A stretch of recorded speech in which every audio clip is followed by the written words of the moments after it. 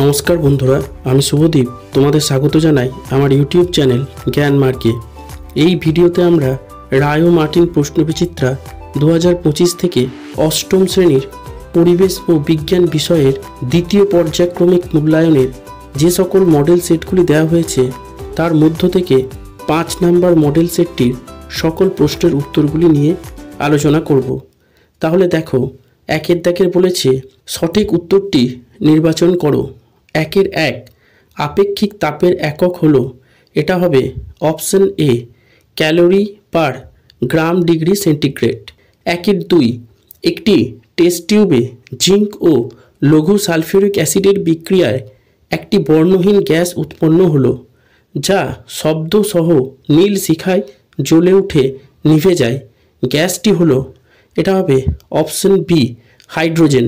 3 সীসা ও টিন মিশিয়ে ফিউজ তার তৈরি করা হয়, কারণ তাতে, এটা হবে অপশন বি পরিবাহী তারের গলনাঙ্ক সীসা ও টিন উভয়ের গলনাঙ্কের থেকে কম হয়। এরপর 4 নিচের কোনটি তাপগ্রাহী পরিবর্তন?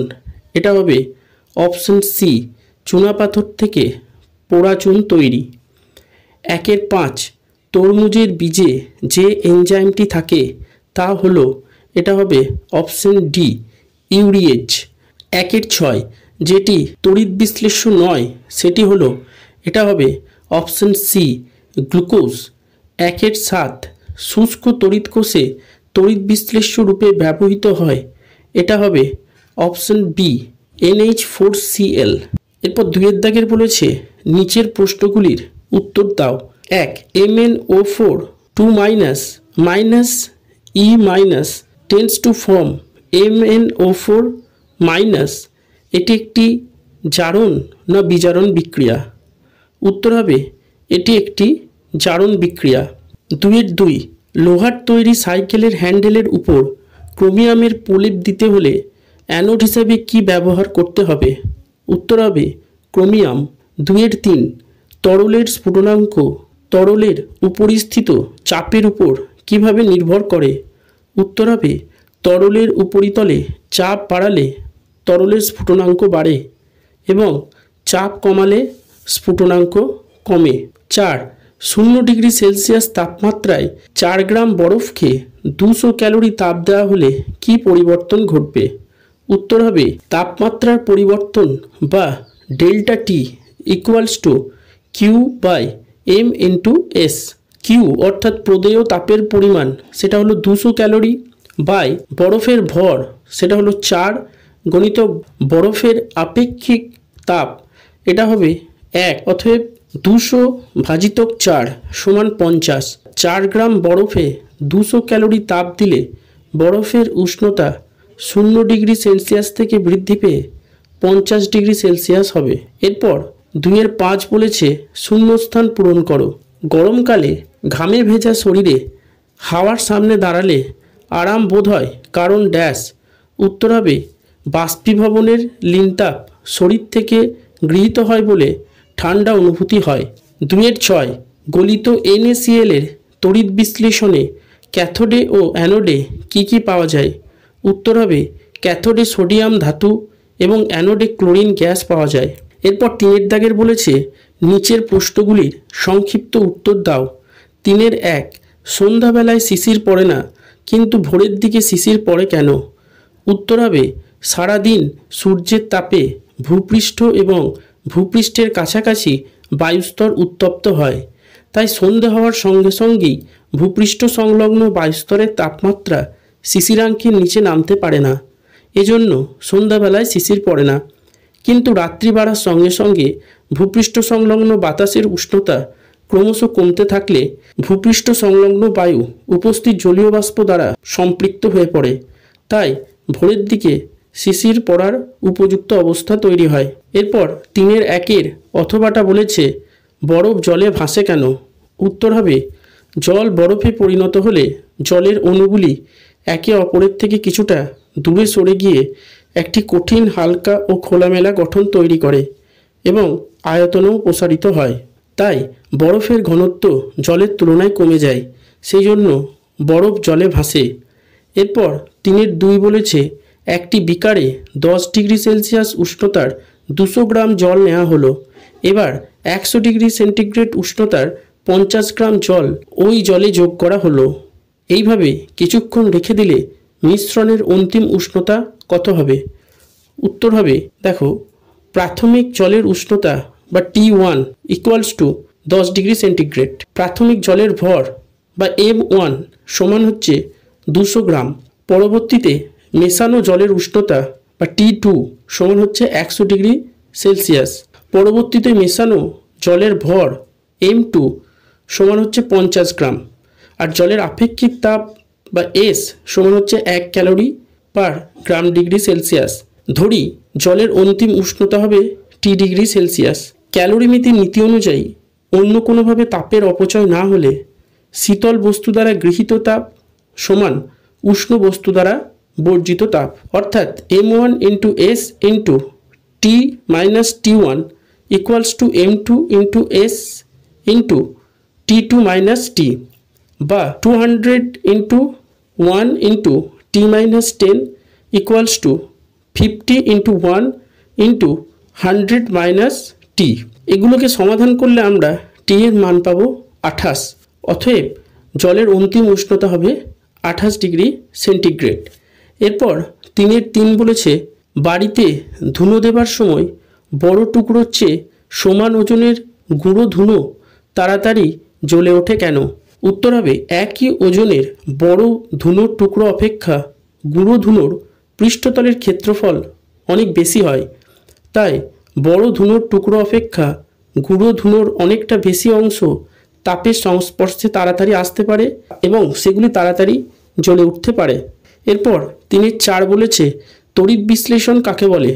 উত্তর হবে, যে প্রক্রিয়ায় গলিত বা জলে দ্রবীভূত অবস্থায় কোনো তড়িৎ বিশ্লেষ্য পদার্থের মধ্য দিয়ে তড়িৎ চালনা করলে পদার্থটির রাসায়নিক বিয়োজন ঘটে নতুন ধর্মবিশিষ্ট পদার্থ উৎপন্ন হয়, সেই প্রক্রিয়াকে তড়িৎ বিশ্লেষণ বলে।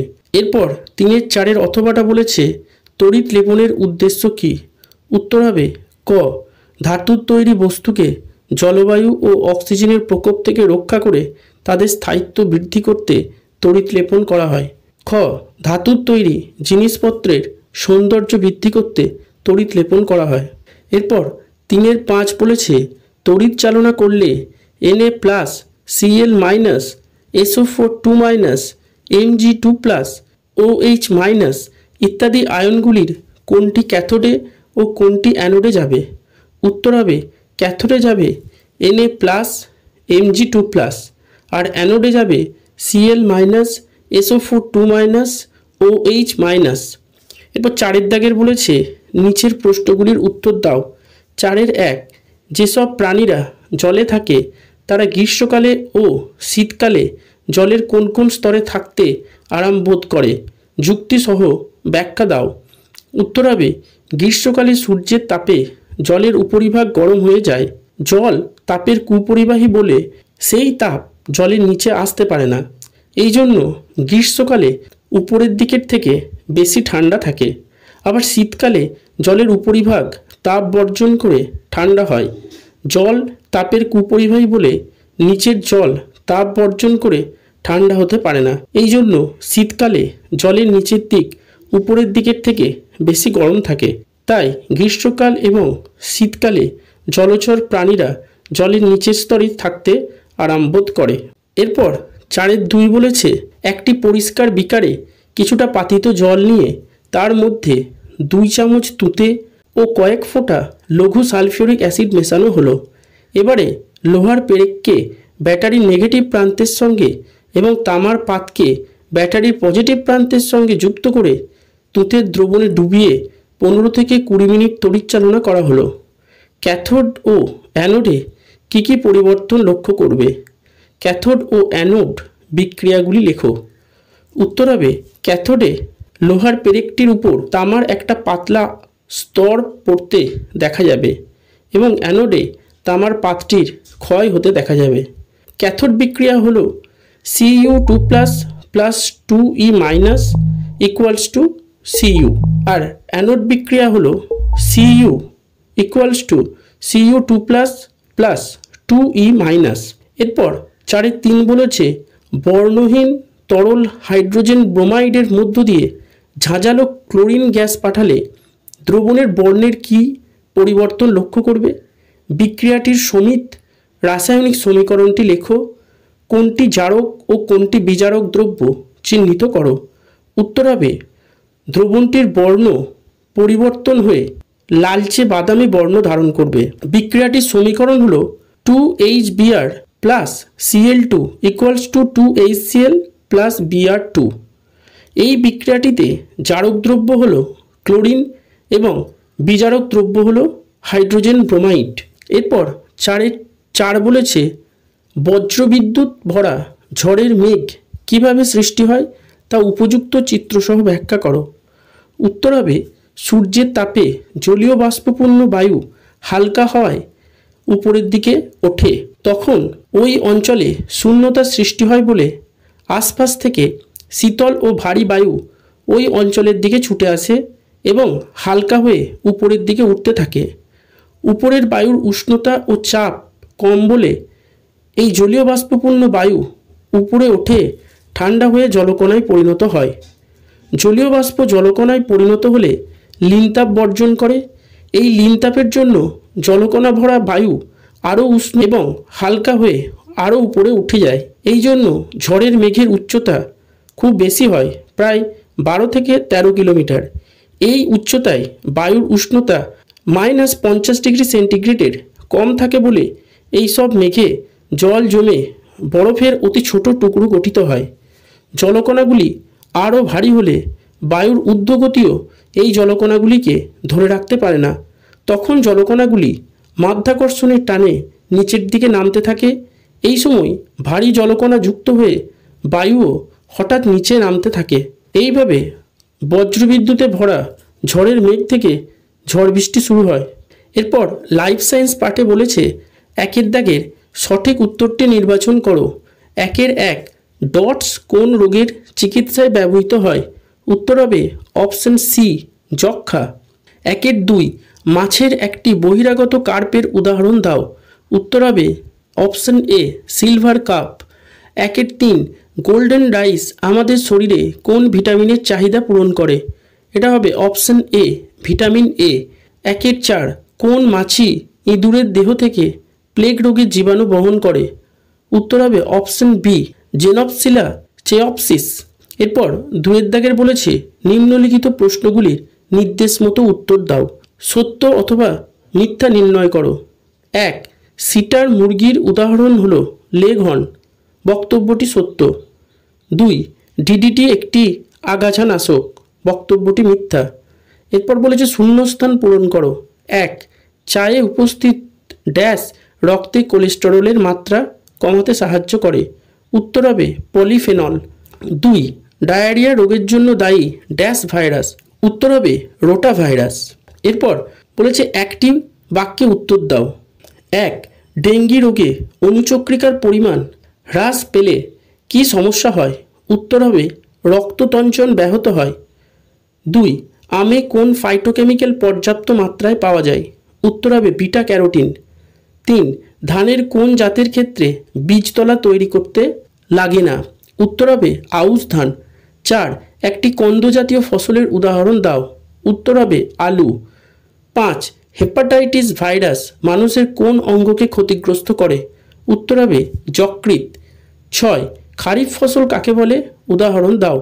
উত্তর হবে যে সকল ফসলের চাষ বর্ষার শুরুতে অর্থাৎ জুন জুলাইয়ে আরম্ভ হয় এবং বর্ষার শেষে অর্থাৎ সেপ্টেম্বর অক্টোবরে সেই ফসল তোলা হয় তাদের খারিফ ফসল বলে, যেমন ধান, তুলো, ভুট্টা, চিনেবাদাম ইত্যাদি। এরপর 3 দাগের বলেছে নিম্নলিখিত প্রশ্নগুলির সংক্ষিপ্ত উত্তর দাও। 3 আমাদের শরীরে এইচআইভি সংক্রমণ কিভাবে হয়? এই জীবাণু আমাদের শরীরকে কিভাবে ক্ষতিগ্রস্ত করে? উত্তর হবে ক এইচআইভি ভাইরাস অসংরক্ষিত যৌন সংসর্গের মাধ্যমে সংক্রমিত হয়। খ আক্রান্ত ব্যক্তির রক্ত বা রক্তজাত পদার্থ সুস্থ ব্যক্তির রক্ত বা মিউকাস পর্দার সংস্পর্শে এলে এই রোগের ভাইরাস সুস্থ ব্যক্তির দেহে প্রবেশ করে। গ গর্ভবতী মায়ের থেকে সন্তানের মধ্যে এই রোগের ভাইরাস সংক্রমিত হতে পারে। এইচআইভি ভাইরাসের প্রভাব। ক এই ভাইরাস আক্রান্ত মানুষের রোগ প্রতিরোধ ক্ষমতা সম্পূর্ণ ভেঙে ফেলে। খ, আক্রান্ত ব্যক্তির রক্তে শ্বেত রক্তকণিকা লিম্ফোসাইট অনুচক্রিকার সংখ্যা দ্রুত কমতে থাকে। এরপর 3.2 বলেছে ব্যাটারি খাঁচায় মুরগি পালনের পদ্ধতিটি লেখো। উত্তর হবে এটি বাণিজ্যিক ভিত্তিতে মুরগি পালনের একটি উল্লেখযোগ্য পদ্ধতি। এই পদ্ধতিতে প্রতিটি মুরগির জন্য আলাদা আলাদা খাঁচার ব্যবস্থা করা হয়। খাঁচাগুলি এমন হয় যে খাঁচার অল্প জায়গার মধ্যে একটি বা দুটি মুরগি স্বচ্ছন্দে বসতে বা দাঁড়াতে পারে। এই রকম অনেকগুলি খাঁচা সারিবদ্ধভাবে থাকে। খাঁচার মেঝে পিছন থেকে সামনের দিকে ঢালু থাকে, যার ফলে মুরগি ডিম পারলে তা সঙ্গে সঙ্গে গড়িয়ে এসে খাঁচার বাইরের দিকে বেরিয়ে থাকা খাঁজে জমা হয়। খাঁচার বাইরের দিকে খাবার আর জলের পাত্র লাগানো থাকে।